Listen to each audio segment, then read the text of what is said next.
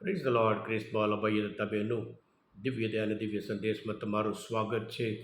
જૂન 17મી તારીખ આ સંદેશ સાંભળવા તમારા સૌ માટે અને તમારા હેતુ માટે વિશે પ્રાર્થના કરું છું.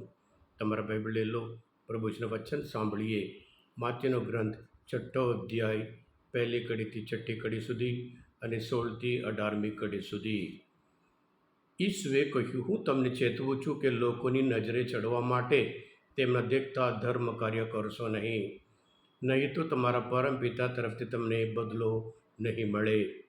એટલે જ્યારે તું કંઈ દાન ધર્મ કરે ત્યારે દાંભિકો લોકોની વાહ મેળવવા માટે સભાગૃહોમાં અને શેરીઓમાં ઢોલ પીટે છે, તેવો તું પીટીશ નહીં. હું તમને ખાતરીથી કહું છું કે તેમને તેમનો બદલો ક્યારનો મળી ચૂક્યો હોય છે. પણ જ્યારે તું દાન ધર્મ કરવા બેસે ત્યારે તારો જમણો હાથ શું કરે છે એની જાણ તારા ડાબા હાથને પડવા દઈશ નહીં. આમ તારા દાન ધર્મ ગુપ્ત રહેશે અને ગુપ્ત કર્મોને જાણનાર તારા પિતા તને બદલો આપશે. વળી તમે જ્યારે પ્રાર્થના કરો ત્યારે દાંભિકોની જેમ વરસશો નહીં. એ લોકોને સભાગૃહોમાં અને શેરીઓની નાકે ઊભા રહીને પ્રાર્થના કરવી ગમે છે, કારણ તો જ તેમને બધા જોઈ શકે ને.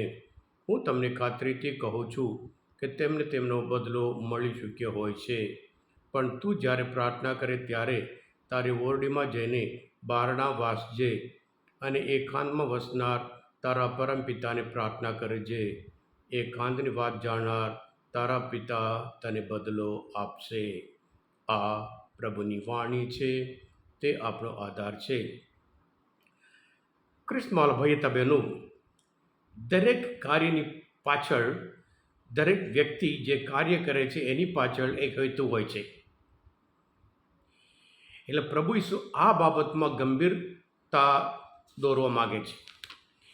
પ્રભુ પોતે માત્યના ગ્રંથમાં 5મો અધ્યાય 20મી કલમમાં કહે છે, જ્યાં સુધી તમારું ધર્માચરણ શાસ્ત્રીઓ અને ફરોશીઓના ધર્માચરણ કરતાં ચડિયાત નહીં હોય ત્યાં સુધી તમે ઈશ્વરના રાજ્યમાં કોઈ પણ હિસાબે દાખલ થઈ શકવાના નથી. એટલે હેતુ મહત્ત્વનું છે. એટલે એવું ધર્મ અને દરેક ધર્મમાં હોય, એ દાન ધર્મ હોય, પ્રાર્થના હોય અને ઉપવાસ હોય, એ બધું દરેક ધર્મમાં છે. પણ હેતુ મહત્ત્વની. એટલે પ્રભુ આ હેતુ ઉપર વધારે અને ધાર્મિક કરે છે. એમાં લોકોને ખુશ કરવાની બિલકુલ જરૂર નથી. લોકો આપણે વાહ કરે એ હેતુ સાથે આપણે કરીએ તો પછી એ અર્થ વગરનું થઈ જાય છે. ધાર્મિક કાર્ય હંમેશા ઈશ્વરને ખુશ કરવા માટે, એ દાન ધર્મ હોય, એ પ્રાર્થના હોય, એ ઉપવાસ હોય, આ લોકો માત્ર લોકો આગળ પોતાની ધાર્મિકતા બતાવવા માટે કરતા હતા. એટલે પ્રભુ ઈસુ કહે છે, હું તમને ચેતવું છું, લોકોની નજરે ચડવા માટે તેમના દેખતા ધર્મ કાર્ય કરશો નહીં. એટલે ગુપ્ત કર્મ અને જાણનાર તારા પિતા તને બદલો આપશે. હા ક્રિસ્મલ ભાઈ તબેનું પ્રભુ પોતે આપણે પૂરી ખાતર નાટક કરશો નહીં. નાટક એ નાટક છે. દંભ એટલે શું છે? દંભ એટલે છેતરપિંડી. લોકોને બતાવવાનું ધર્મનું કાર્ય છે, લોકોને બતાવે છે અને પછી ઈશ્વરની આગળ કરે છે, પણ લોકોની ખુશ કરવા માટે, લોકોની અભિનંદન પ્રાપ્ત કરવા માટે, લોકો એમને વખાણ કરે એટલા માટે આ બધું કરે છે. એટલે કાર્ય તો મંદિરનું કાર્ય, ધર્મનું કાર્ય, પણ હેતુ તો લોકો અમને વખાણ કરે. હા ક્રિસ્મલ ભાઈ તબેનું પ્રાર્થના એક અગત્ય બાબત છે. એટલે જ્યારે પ્રાર્થના કરવા જઈએ ત્યારે પ્રભુ બધું બંધ કરી દો. આંખ બંધ કરો, કાન બંધ કરો, મોં બંધ કરો અને પછી વિચાર પણ બંધ કરો. આ આત્મા પરમાત્મા સાથે એક થઈ જાય, એ સાચી પ્રાર્થના છે કહેવાય છે. આત્મા અને પરમાત્મા એમાં સાચો આનંદ છે. જે દેખાવ માટે કરીએ છીએ એમાં કોઈ આનંદ નહીં અને કોઈ આશીર્વાદ આપણને મળવાનું જ નહીં.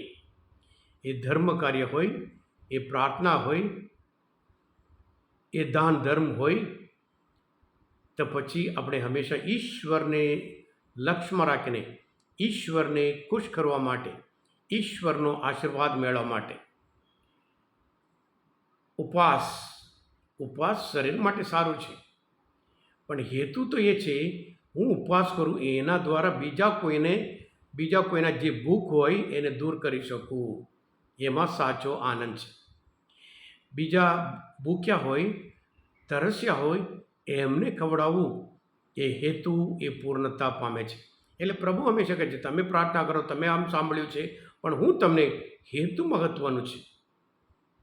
એટલે આપણે હંમેશા આપણા આધ્યાત્મિક જીવનમાં ઈશ્વરને ખુશ કરવા માટે, ઈશ્વર આપણા કાર્યો જુએ એટલા માટે, અને સાથે સાથે આ આધ્યાત્મિક કાર્ય યહૂદી ધર્મના એક ધાર્મિકતાના 3 થાંભલા છે. એટલે એના આધારે ધાર્મિક જીવન ઊભા રહેવાનું હોય. આપણે પણ હેતુ બહુ સ્પષ્ટ રાખીએ. હા કૃષ્ણમાલા ભાઈ બહેનો, આ સાચો દાન ધર્મ હોય, એ આદર્શ પ્રાર્થના હોય, અને સાથે સાથે સાચો ઉપવાસ હોય. હંમેશા બદલો ઈશ્વર પાસેથી મળે, આશીર્વાદ ઈશ્વર પાસેથી મળે, ઈશ્વર ખુશ થઈ જાય, એ જ આપણો હેતુ છે. હા કૃષ્ણમાલા ભાઈ બહેનો, આજના મનનચંદ્ર શાસ્ત્ર પાઠ સમજવા માટે, પ્રભુ શ્રી ઓળખવા માટે માત્ર તૃપ્ત્યા હોય, તમે પોતે દિવ્ય દયાના દિવ્ય સંદેશ સબસ્ક્રાઈબ કરજો અને બીજા માટે ફોરવર્ડ કરજો, કારણ તમે બધા આશીર્વાદિત છો, અભિષેક્ત છો. પ્રભુ ઈસુ, હું તમારામાં વિશ્વાસ રાખું છું. બોલો દિવ્ય દયાનો જય. God bless you all. Jesus, I trust in you.